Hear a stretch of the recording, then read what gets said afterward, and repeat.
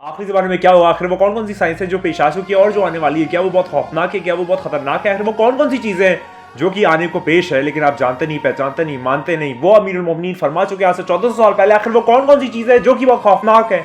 अपने आप में, जज्बात में, महसूसात में, इन सब पे एक बहुत डिटेल वीडियो जारी है, आप भी देखते रहिए इन सब पे। वो देखो सामने पर्दा उठा कर आ गए हैदर, अली का जो अली है वो मेहदी जो वली है, जो अव्वल आखिरी है उसी की खुसरवी है, वो है जहरा का दिलबर।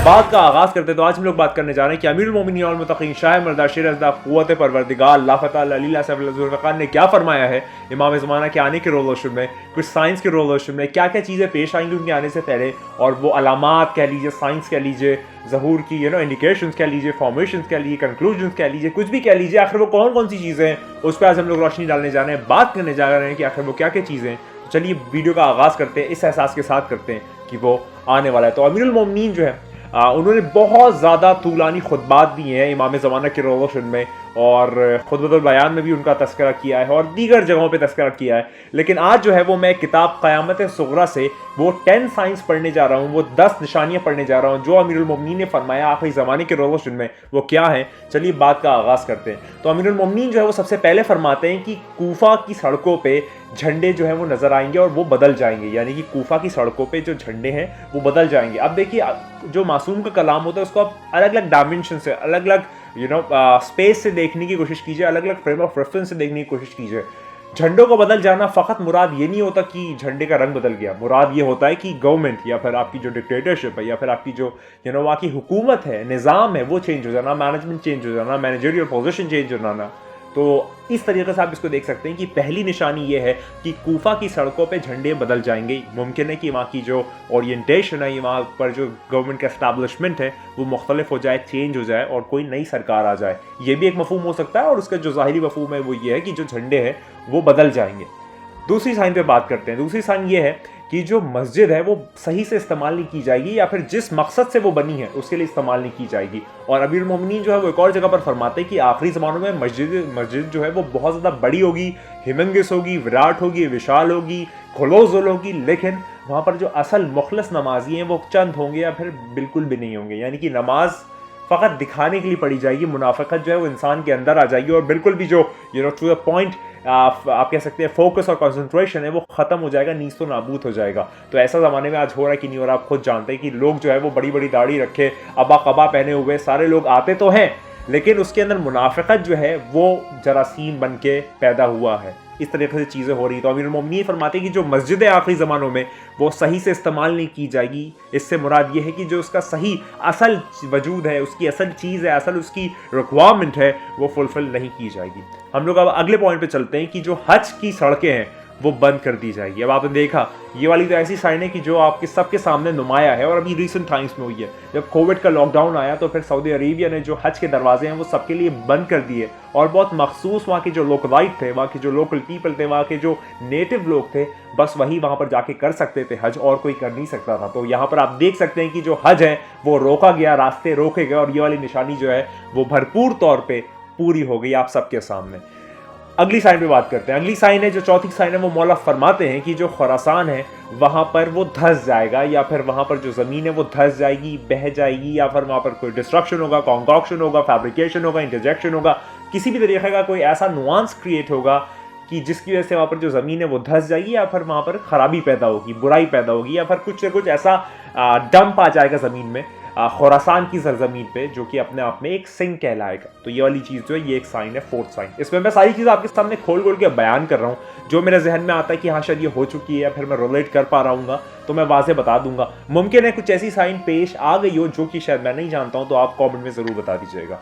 अगर मैं आगे बात करूँ तो फिर लोग जो है वो अपनी जगहों को बदलेंगे मुसीबत की वजह से। अब देखिए, अपने आप में ये थोड़ी सी एक अजीब बात है, और मैं काफ़ी एस्ट्रोलॉजर्स को भी उनकी न्यूज़ जब सुनता हूँ तो मैं देखता हूँ कि वो फरमाते हैं कि यहाँ से हट जाओ, यहाँ पर जो है वो इलाका बहुत रेड अलर्ट वाला है, यहाँ पर यहाँ प्रॉब्लम आने वाली है, यहाँ पर एटॉमिक बॉम्ब का एक्सप्लोजन हो सकता है, यहाँ पर जो है वो बहुत ज़्यादा सिवियर कंडीशन हो सकती है, तो लोग जो है वो माइग्रेट कर जाते हैं। फॉर एग्जांपल अगर इंडिया या फिर पाकिस्तान या फिर श्रीलंका या बांग्लादेश या इन सब रीजन्स के जो हालात हैं इकोनॉमिक कंडीशन की वजह से अगरचे ख़राब होते हैं या फिर नहीं भी ख़राब होते हैं या फिर ये डेवलपिंग कंट्रीज़ हैं, तो लोग अमूमन जो हैं वो बाहर रुख करते हैं, कनाडा, ऑस्ट्रेलिया, यूके या कहीं और जाने की तवक्को और तमन्ना करते हैं। तो देखिए लोग जो है वो मुसीबत के डर से अपनी जगहों को तब्दील कर रहे हैं, माइग्रेट कर रहे हैं, और वो फिर हमेशा के लिए कर रहे हैं। ये नहीं कि जाके आ जाएंगे, ये नहीं, बल्कि वो इमिग्रेशन के पर्सपेक्टिव से बाहर जाते हैं और फिर बाहर ही चले जाते हैं। तो ये वाली भी साइन जो है, पांचवी साइन, कि लोग जो है मुसीबत के डर से अपनी जगहों को बदलेंगे, तब्दील करेंगे, चेंज करेंगे, ट्रांसफॉर्म करेंगे,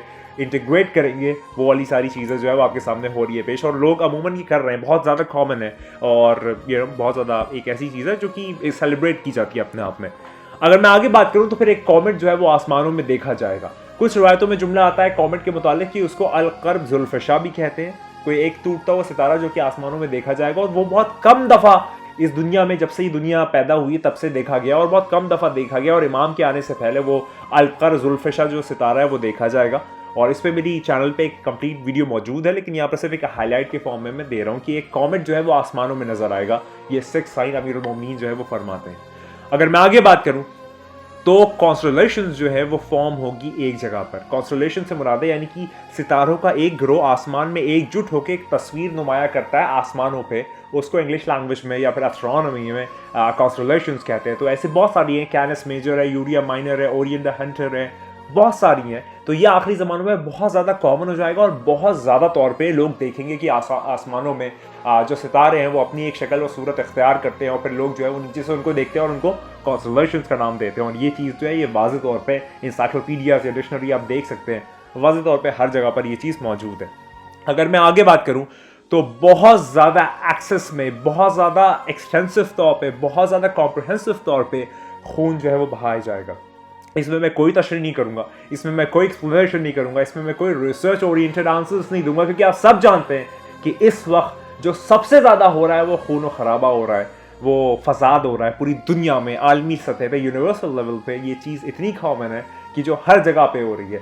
फसाद, फितना, खून रेजी इतनी ज़्यादा आम है कि जिसकी कोई हिसाब नहीं, जिसकी कोई कोई उसका मैच नहीं, कोई उसका रिकॉर्ड नहीं, कुछ भी नहीं। इतनी ज़्यादा तौर पे ये खून रेजी जो है वो पूरी दुनिया में बढ़ गई। तो अमीरुल मोमिनीन जो है वो अपनी नेक्स्ट साइन में फरमाते कि खून रेजी जो है वो सरेआम हो जाएगी और अपने आप में बदनाम हो जाएगी। अगर मैं आगे बात करूं तो फिर अगला जो पॉइंट है वो भी इसी रिवॉल्यूशन में है कि लोगों को इकट्ठा कर करके मारा जाएगा, शायद बम से, गोलियों से, जहरीली गैस से, या फिर किसी और आपदा से, या फिर एक्सप्लोजन से, बॉम्बार्डमेंट से, या किडनैपिंग से, किसी भी तरीके से लोगों को घेर घेर के एकजुट कर करके मारा जाएगा, जिसको इंग्लिश लैंग्वेज में जेनोसाइड भी कहते हैं। जेनोसाइड बहुत ज़्यादा बढ़ जाएगा, किसी एक ख़ास तबके को टारगेट करके बहुत ज़्यादा मारा जाएगा। ये आखिरी ज़माने में बहुत ज़्यादा कॉमन हो जाएगा। तो ये भी अमीरुल मोमिनीन जो है वो अपनी 9th फॉर्मेशन में फरमाते हैं। अमीरुल मोमिनीन ने फरमा दिया तो फिर वो चीज़ पत्थर की लकीर हो गई, उसमें इफ एंड बट नहीं होता, उसमें कोई चीज़ होगी नहीं होगी, आएगा नहीं आएगा, ऊपर जाएगा नीचे आएगा, ऐसा कुछ भी नहीं होता। अगरचे अमीरुल मोमिनीन ने फरमा दिया, मैंने मौला ने फरमा दिया, साहिब ज़ुल्फ़िकार ने फरमा दिया, क़ुव्वत परवरदिगार ने फरमा दिया, तो वो चीज़ हो के ही रहेगी, क्योंकि वो नहीं फरमाते, वो खुद खुदा फरमाता है, क्योंकि वही लिसानुल्लाह है, वही ऐनुल्लाह है, वही यदुल्लाह है, वही असदुल्लाह मिन गालिब है। आगे बढ़ता हूँ क्योंकि एहसास बहुत ज़्यादा हो जाते हैं, जज्बात आसमानों पर पहुँच जाते हैं। अगर मैं 10th साइन पर बात करूँ तो वो ये है कि खौफ जो है वो पूरी दुनिया में फैल जाएगा, बहुत ज़्यादा लोगों में बहुत ज़्यादा खौफ जो है वो फैल जाएगा, और एक के बाद एक सरप्राइजेस जो है वो लोगों को मिलेंगे। यानी कि वो चीज़ें पेश आएंगी जो कभी सोची नहीं, समझी नहीं, देखी नहीं, बूझी नहीं, जानी नहीं, पहचानी नहीं, मानी नहीं, वो सारी की सारी एक्साइटमेंट और सरप्राइजेस एक के बाद यक बयक, यक के बाद दीगरे, एक के बाद एक होते चले जाएंगे, और इंसान जो है वो परेशान हो जाएगा। वो खौफ व खतर का मंजिल इतना ज़्यादा ऊपर हो जाएगा कि लोग पहचान नहीं सकते, मान नहीं सकते, जान नहीं सकते, इसको इंसान नहीं सकते, कि इतना ज़्यादा सिलसिला ज़्यादा हो जाएगा, इतना प्रॉब्लम हो जाएगी। और जब ये सब हो जाएगा तब हमारा कायम आएगा। ये आखिरी जुमला इस खुतबे का, इस साइंस का, इस ट्रीटी का, इस रवायत का, कि अमीरुल मोमिनीन फरमाते हैं कि जब ये सब हो जाएगा तब हमारा कायम आएगा। कायम कौन? साहिबुज़्ज़मान, इब्न ज़हरा, यूसुफ ज़हरा, इमाम ज़माना, साहिबुज़्ज़मान, इमाम मेहदी अलैहिस्सलाम जो है वो आएंगे। जब ये सारे सिस्टम लहराएंगे फिर मेरे मौला आएंगे और इन सबको लुढ़काएंगे, क्योंकि मेरे मौला जो है वो साहिब जुल्फ़िकार है। अमीरुल मोमिनीन फरमाते हैं अपने खुतबे में कि मैं ही आखिरी ज़माने में आने वाला मेहदी हूँ। वो मेहदी कोई और नहीं है, 14 अलग अलग नहीं है, ये 14 एक हैं, अनेक नहीं है, मुख्तलिफ नहीं है, डिफरेंट नहीं है, ये अपनी अलग अलग खुसूसियात के मालिक नहीं है, ये एक नूर मोहम्मद है, ये एक नूर ऐन है। क्योंकि अव्वलन मोहम्मद, औसत मोहम्मद, आखिरन मोहम्मद, खुल्लन मोहम्मद, ये सब के सब मोहम्मद है। अगर चाहिए ऊपर होते हैं तो अहमद कहलाते हैं, ज़मीन पे होते हैं तो फिर ये मोहम्मद कहलाते हैं, इनमें अली कह लो। ये 7 सवाल मसानी वाल कुरान अल अज़ीम, आपके पास सवाल मसानी है और कुरान अल अज़ीम है। कुरान अपने आप में मुकम्मल है, लेकिन फिर खुदा फरमाता है कि हमने तुमको सवाल मसानी दिया और कुरान अज़ीम दिया। सवाल मसानी से ज़ाहिरी मायने लोग लेते हैं फातिहा, बिल्कुल सूरह फातिहा ज़ाहिरी मायना है, लेकिन इसका जो रियल इंटरप्रिटेशन और इरफानिक इंटरप्रिटेशन है, या फिर जो इसकी रियल इल्म इरफान के हवाले से माने हैं, तो वो ये है मोहम्मद, अली, फातिमा, हसन, हुसैन, मूसा, जाफ़र, ये 7 जो नाम है ये अस्माउल हुस्ना, ये खुदा के बाबरकत खुसूसी नाम है। और जब ये तकरार में आते हैं, रिपीटेशन में आते हैं, अपने आप को तकरार में लाते हैं, तो ये 7 जब 2 बार हो जाते हैं तो 14 बन जाते हैं। और कोई और है नहीं, जानता नहीं, पहचानता नहीं, मानता नहीं, लेकिन फ़कत खुदा और 14। ये फ़कत खुदा और 14 का निज़ाम जो है, मैं किसी को नहीं मानता, मैं 14 को मानता हूँ और मैं 14 के खुदा को मानता हूँ। ये इल्म इरफान की मंजिलें हैं, ये इश्क का सफ़र है और ये अलग ही सिस्टम है। तो खैर मैं कहीं और नहीं जाऊँगा, वहीं कहीं और ही निकल जाऊँगा कि ये वो 10 साइंस हैं कि जिसके बाद साहिब ज़मान ये अपना ज़ारा यूसुफ ज़ारा जो है वो आने वाले, वो बहुत जल्द तैयार हो जाइए, बार हो जाइए, बार हो जाइए, लगातार हो जाइए कि तेरे, मेरे और हम सब के मौला आने वाला। और याद रखिए तू नहीं है, बस वही है। खुदा को याद करो यार, खुदा को याद करो। खुदा हाफिज़।